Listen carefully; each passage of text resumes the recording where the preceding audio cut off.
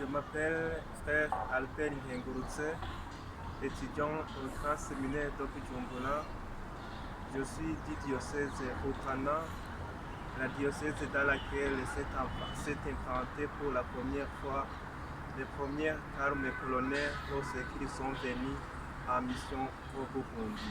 Nazywam się brat Albert. Pochodzę z diecezji z Rutana. Jestem studentem pierwszego roku w seminarium.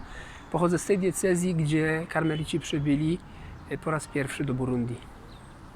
Maintenant, je termine la première année de philosophie, je passe en deuxième année. Teraz kończę pierwszy rok filozofii i rozpoczynam w ciągu kilku dni drugi rok studiów.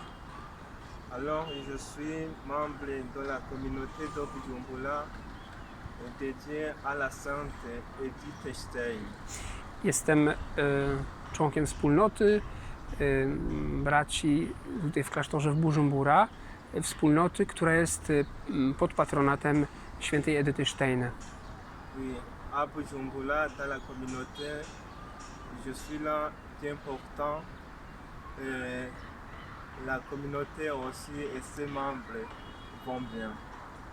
Jesteśmy w miarę liczną wspólnotą, czuję się tu bardzo dobrze i rozwijam swoje powołanie. Alors, je suis heureux de prendre ce moment pour vous présenter mes salutations, mes remerciements envers tout ce que vous faites comme soutien envers nous, tant spirituel et matériel. Cieszę się bardzo, że mam tą możliwość, żeby Was pozdrowić i podziękować za Wasze wsparcie, zarówno duchowe, jak i materialne. Oui, en premier lieu, d'abord, je voudrais vous présenter un peu mon peu d'expérience de vie au Carmel depuis mon entrée. W kilku słowach moje doświadczenie życia karmelitańskiego. Oui. Donc, ce qui m'a motivé en premier lieu, c'était une vie de prière silencieuse.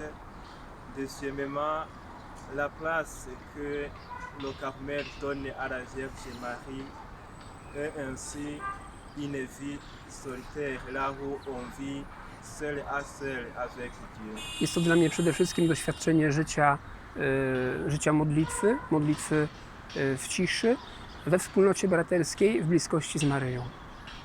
Et deuxièmement,